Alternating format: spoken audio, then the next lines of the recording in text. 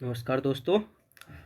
जैसे कि इस सीरीज़ का नाम है चर्चा में इम्पोर्टेंट टॉपिक्स। यहाँ हम उन टॉपिकों को लाएंगे जो प्री और मेंस के लिए अति महत्वपूर्ण टॉपिक्स हैं। तो रेगुलर करंट अफेयर्स है, उनमें से भी बहुत जो क्रीम टॉपिक हैं जिन पे क्वेश्चन आने की बहुत ही ज़्यादा प्रोबेबिलिटी है, उनको डिस्कस करेंगे। तो आज सीरीज़ के इस पहले लेक्चर में देखते हैं। एक तो सर्वप्रथम मिशन दिव्यास्त्र है, काफ़ी न्यूज़ में रहा है और बहुत ही ज़्यादा इंपॉर्टेंट है साइंस टेक्नोलॉजी डिफेंस की दृष्टि से। जीएस पेपर 3 हुआ या फिर प्री में साइंस टेक का क्वेश्चन हुआ। एक एफटीए का टॉपिक है, भारत ने यूरोप के कुछ देशों के साथ एफटीए साइन किया है, उसको देखेंगे। भारत की ड्रग पॉलिसी से संबंधित एक छोटा आर्टिकल है, एडिटोरियल, उसको देखेंगे। फ्रीडम ऑफ एक्सप्रेशन जो भारतीय संविधान के आर्टिकल 19(1) में उल्लेखित है, उस पर सुप्रीम कोर्ट ने कुछ गाइडलाइन दी है, उसको देखेंगे। डिफेंस में ही एडवांस मीडियम कॉम्बैट एयरक्राफ्ट, इसको देखेंगे। और भारत अमेरिका के संबंधों पर छोटा सा आर्टिकल है, उसको भी देखेंगे। तो चलो शुरू करते हैं दोस्तों। सर्वप्रथम तो बहुत ही ज़्यादा इम्पोर्टेंट भारत की उपलब्धि है, वो है अग्नि 5 जो हमारी मिसाइल है, उसके द्वारा हमने एक प्रकार से मिशन दिव्यास्त्र के द्वारा एक बड़ी उपलब्धि हासिल की है। इसमें क्या किया है कि हम यूके यानी कि ब्रिटेन, यूएसए, फ्रांस, रूस जैसे जो एलिट क्लब है देशों का, उसमें हम शामिल हो गया है भारत भी। और ये उपलब्धि क्या है कि जैसे हमारे पास ये अग्नि 5 मिसाइल है, पहले से हम मिसाइल दागी एक टारगेट पे जाके लगती थी, उसको नष्ट करती थी, ठीक है। लेकिन अभी ऐसा भी तो हो सकता है कि भाई एक ही मिसाइल दागें और वो मल्टीपल टारगेट पे मल्टीपल मतलब एक से ज़्यादा निशाने लगा सके। एक यहाँ पर लगा सके, एक यहाँ पर, एक यहाँ पर, एक यहाँ पर। तो अभी हमने ये क्षमता हासिल कर ली है, इस प्रकार की मिसाइल, ये टेक्नोलॉजी है, इसको एडवांस बना दिया है कि अलग अलग टारगेट लगा सकेगी, एक से ज़्यादा टारगेट लगा सकेगी। और इन टारगेटों को एक से अलग अलग समय पर, अलग अलग दूरी में, कोई इतनी दूरी पर, कोई कम दूरी पर, कोई और कम दूरी पर, कोई अपने अलग टाइम पर। तो इस प्रकार की ये टेक्नोलॉजी डेवलप की गई है। तो यूपीएससी तो कथन वाले को स्टेटमेंट दे सकती है यहाँ पर। दूसरा MIRB, इसकी सीधी फुल फॉर्म भी पूछी जा सकती है, विशेषकर पीसीएस में काफ़ी संभावना है। तो इसकी फुल फॉर्म है multiple independent targetable re entry vehicle technology, यानी कि एक से अधिक टारगेट लगा सकने वाला स्वतंत्र लॉन्च व्हीकल, ठीक है। और दोस्तों इसको हमें ध्यान रखना है, संपादित किया है DRDO जो हमारी defence research and development organisation, उसने इस काम को अंजाम दिया है। कई बार वो कथन दे देगा कि इसरो ने इस काम को किया है, ऐसा नहीं है। आप रॉकेट वगैरह देख के ये भ्रमित ना हों, ये DRDO ने किया है ये काम। तो इस प्रकार हमें ये चीज़ ध्यान रखनी है। और ये स्वदेशी रूप से काफ़ी इंपॉर्टेंट टेक्नोलॉजी का विकास हुआ है, तो ये काफ़ी भारत के लिए काफ़ी उपलब्धि और उसकी बात है। देखो यहाँ पे देख सकते हैं आप, यूनाइटेड स्टेट अमेरिका है, रसिया है, चीन है, यूके है, फ्रांस वगैरह, इन देशों ने ये उपलब्धि हासिल की है। और ऐसा भी पाकिस्तान ने भी ऐसा दावा किया था कि उन्होंने इस प्रकार की अबाबिल नामक मिसाइल बनाई है। तो इस प्रकार से ये भारत की काफ़ी बड़ी उपलब्धि है, इसको देख सकते हैं, ठीक है दोस्तों। अग्नि 5 मिसाइल के बारे में देखें तो हम, अग्नि 5 मिसाइल है, ये 5000 किलोमीटर तक की दूरी पर अपना लक्ष्य भेज सकती है। इसके अलावा इम्पोर्टेंट फीचर ये है कि ये परमाणु हथियार भी ले जा सकती है, जिसको एटम बॉम्ब कहते हो आप, एटम बॉम्ब को भी ले जा सकती है। और दोस्तों अभी ये DRDO है, अग्नि 6 नामक मिसाइल का डेवलपमेंट भी कर रही है, जिसमें 7000 किलोमीटर तक की रेंज के लक्ष्य को भेजा जा सकेगा। और चूंकि 7000 किलोमीटर का मतलब है एक महाद्वीप से दूसरे महाद्वीप में चले जाना, तो इसे इंटरकॉन्टिनेंटल मिसाइल भी कहा जाता है। तो वो कई बार स्टेटमेंट दे देगा कि भाई अग्नि 6 मिसाइल है, उसकी क्या विशेषताएं। तो ये 7000 किलोमीटर तक की है, और ये दूसरी चीज़, ये इंटरकॉन्टिनेंटल मिसाइल टाइप की टेक्नोलॉजी है, ठीक है। तो इस प्रकार से ये आर्टिकल हुआ, और ये काफ़ी बड़ी उपलब्धि है, इस पर ध्यान रखना है हमें। अगला आर्टिकल ले लेते हैं। वो है कि अमेरिका में, जैसा कि आपको पता है, चुनाव होने वाले हैं और कैंडिडेट भी लग सकते हैं। एक तरफ डेमोक्रेटिक पार्टी के जो बाइडेन होंगे, दूसरी तरफ रिपब्लिकन डोनाल्ड ट्रंप रहेंगे। तो दोस्तों उसी के बारे में ये आर्टिकल बता रहा है कि अमेरिका में चाहे भले ही कोई भी राष्ट्रपति रहा हो, पिछले कुछ 2-3 दशकों में भारत के और अमेरिका के संबंधों में प्रगाढ़ता आई है, जो कि 1960-70 में जैसे कि हमारे एडवर्स संबंध हुआ करते थे, यानी कि एक दूसरे की बनती नहीं थी, यहाँ यूएसए पाकिस्तान का सपोर्ट किया जा करता था और हमारा झुकाव रसिया की तरफ था। तो उसके इतर बहुत संबंध हमारे आगे बढ़ चुके हैं और आज हम उन संबंधों को हर क्षेत्र में देख सकते हैं। जैसे ये आर्टिकल बताता है कि हमारा ट्रेड भी बहुत सारा काफ़ी है। हम वहाँ से डिफेंस इक्विपमेंट भी परचेज कर रहे हैं, टेक्नोलॉजी का ट्रांसफ़र भी हो रहा है। जैसे 414 इंजन है जो काफ़ी फाइटर जेट के लिए, वो अभी हमने करार किया था। या फिर बहुत सारी टेक्नोलॉजी धीरे धीरे हम रोज़ाना देखते हैं काफ़ी आगे बढ़ गए हैं। क्वाड का संगठन बना लिया है, डिफेंस के काफ़ी एक्सरसाइज कर रहे हैं। तो उसी के बारे में ये कह रहा है। लेकिन ये एक चेतावनी देते हैं कि जैसे ठीक है, ये चीज़ ठीक है, भारत के लिए दोनों ही राष्ट्रपति ठीक रहे, लेकिन ट्रंप की नीतियाँ हैं वो ये हैं कि जैसा कि अमेरिका की ट्रेडिशनल अप्रोच रही है कि जो बहुपक्षीय संस्थान है वहाँ पर पार्टिसिपेट करना और रूल मेकिंग में एक्टिव पार्टिसिपेशन और नेतृत्व करना। लेकिन ट्रंप के दौरान ये हुआ था कि उन्होंने अमेरिका को इससे दूर करने की कोशिश की थी। जैसे पेरिस करार हुआ था 2015 में, तो उससे उन्होंने उसको बाहर कर लिया था अमेरिका को, लेकिन जो बाइडेन ने वापस आके फिर अमेरिका को ज्वाइन करवा दिया। तो इससे क्या है कि कहीं ना कहीं इसके अलावा उन्होंने जैसे उनके नाटो अलाइज हैं, नाटो सहयोगी, उनसे भी वहाँ का जो खर्च होता है जो अमेरिका काफ़ी मात्रा में वहन करता है, तो ट्रंप ने कहा था कि जर्मनी आदि फ्रांस आदि देश हैं वो भी उसमें ज़्यादा खर्च करें। तो एक प्रकार से उनकी संकुचनकारी नीति रहती है और अमेरिका की एक प्रकार से राजकोषीय संकुचन वाली नीति रहती है। इसके अलावा बिडेन या डेमोक्रेटिक पार्टी है वो अमेरिका का जो ट्रेडिशनल लिबरल एजेंडा है उसको आगे बढ़ाने की कोशिश करते हैं। तो इसलिए वो आगे आर्टिकल इसी पे समाप्त हो जाता है कि अब ये हमें देखना पड़ेगा कि किस प्रकार से नतीजे आते हैं, लेकिन फिर भी भारत को तैयार रहना होगा, विशेषकर व्यापार आदि के मुद्दे पर भारत की कुछ संवेदनशीलताएँ और उनकी भी, तो उन पे आगे हमें उस प्रकार की अप्रोच रखनी पड़ेगी, क्योंकि भारत में भी अभी चुनाव है, तो इस प्रकार से देखना होगा।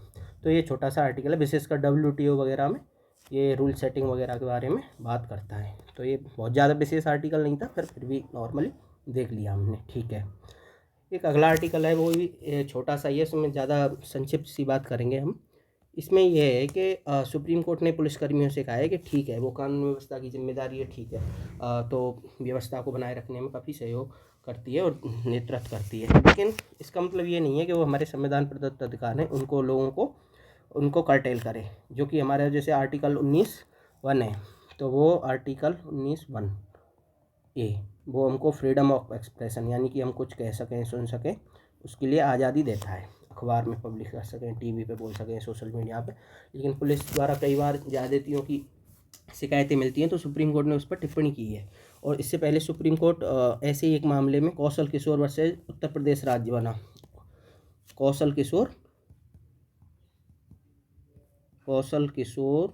वर्सेज उत्तर प्रदेश यूपी के जो बाद था उसमें कहा था कि 19(2) के तहत जो अधिकार दिए गए हैं पुलिस को कि भाई इन आधारों पे फ्रीडम ऑफ एक्सप्रेशन है उसको कर्टेल किया जा सकता है। जैसे हमारे किसी विदेशी देश से संबंध प्रभावित हो रहे हैं, जैसे नुपुर शर्मा ने एक बयान दे दिया था जो हमारे अरब देशों के साथ संबंधों में खटास आने की संभावना थी, तो इसलिए उसके बयान पर पुलिस ने केस दर्ज किया। या फिर इस प्रकार की चीज़ें, या फिर सार्वजनिक संपत्ति को हानि पहुंच सकती है, किसी की मान हानि हो सकती है कि भाई कोई भी कुछ भी आरोप लगाता है।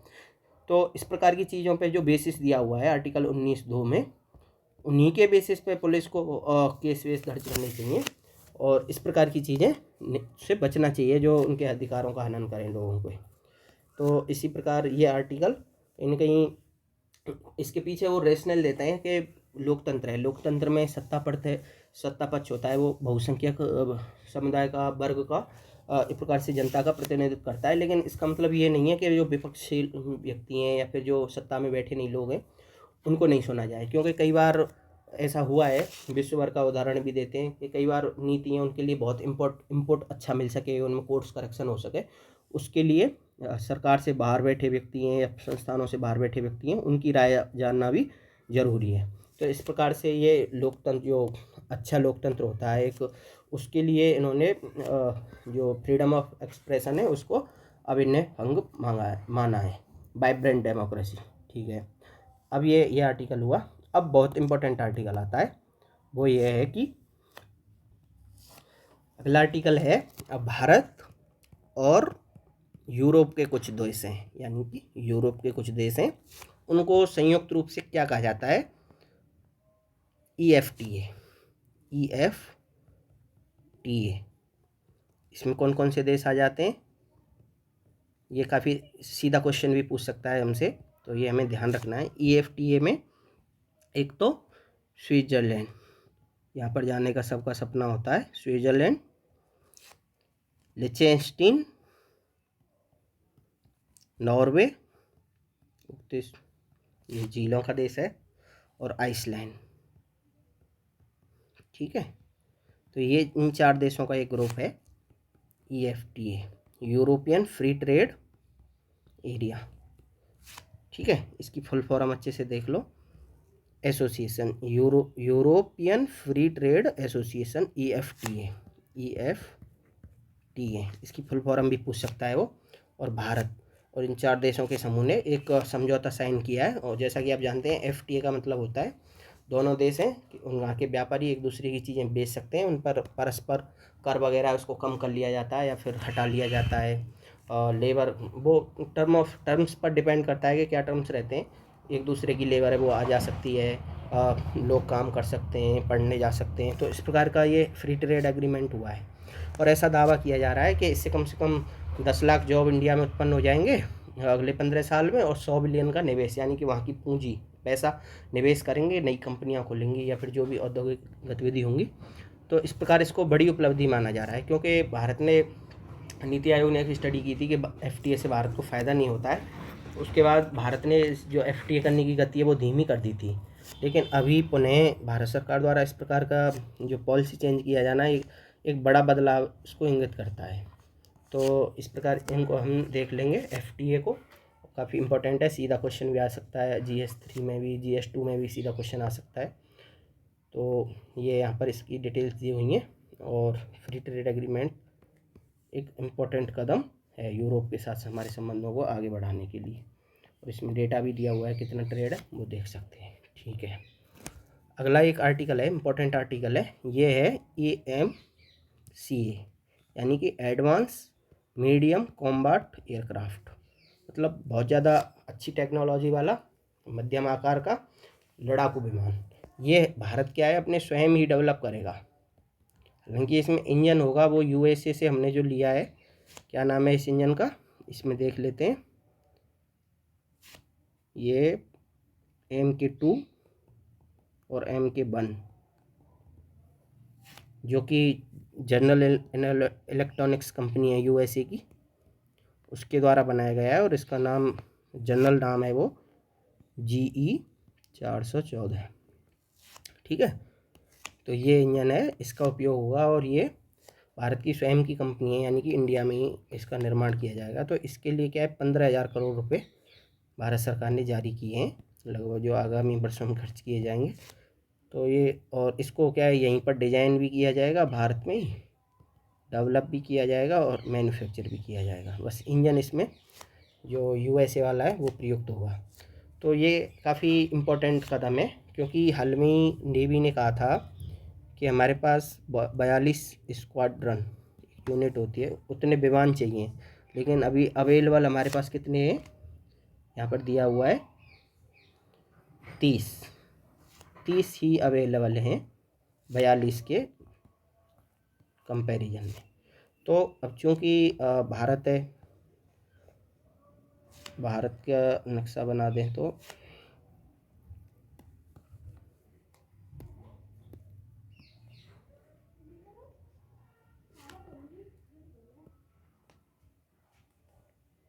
या इधर से और इधर से 2 फ्रंट बार का खतरा रहता है, तो वायुसेना का मजबूत होना ज़रूरी है, और थल सेना या फिर नौसेना है उसके सपोर्ट के लिए एयरफोर्स का काफ़ी सपोर्ट रहता है। 1971 के बार में भी वायुसेना का विशेष योगदान था, तो इसलिए इस विकास को AMCA को काफ़ी महत्वपूर्ण माना जा रहा है।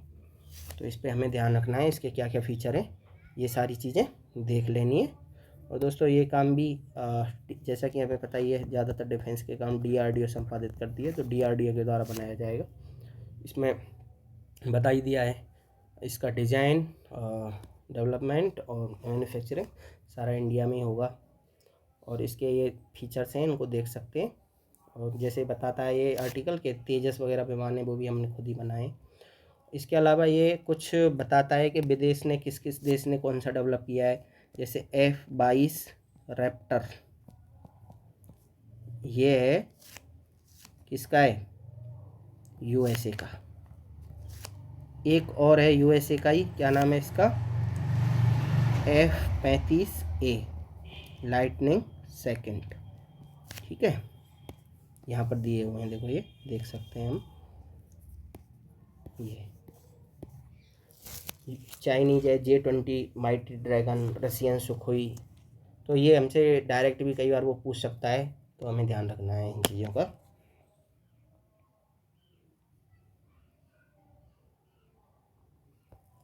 अब ये इम्पोर्टेंट एक और आर्टिकल दोस्तों, एक दवा होती है पेनिसिलिन, जो कि एंटीबायोटिक के रूप में काफ़ी मात्रा में प्रयुक्त होती है। लेकिन 1990 आते आते चीन की कंपनी इतना सस्ता बनाने लग गई थी कि भारत प्रतिस्पर्धा में टिक नहीं पाया और यहाँ की कंपनियाँ बंद हो गई लगभग। एक समय पर काफ़ी बड़ी मात्रा में भारत उत्पादन कर रहा था।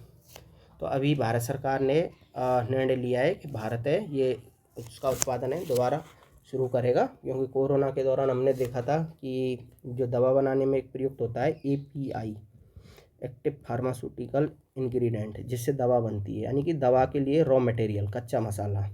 ठीक है, ये मुझसे IAS के इंटरव्यू में इसकी फुल फॉर्म पूछ ली थी और इस पर इससे टॉपिक से संबंधित डिस्कशन भी हुआ था। तो ऐसी चीज़ों पे हमें ध्यान देना होता है।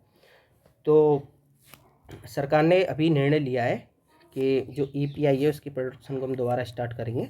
और सरकार की एक महत्वाकांक्षी योजना है PLI, प्रोडक्शन लिंक इंसेंटिव। इसमें क्या होता है कि कंपनी उत्पादन करो कुछ निश्चित मात्रा में हर साल बढ़ा के, और उस हिसाब से सरकार उनके लिए सपोर्ट करती है।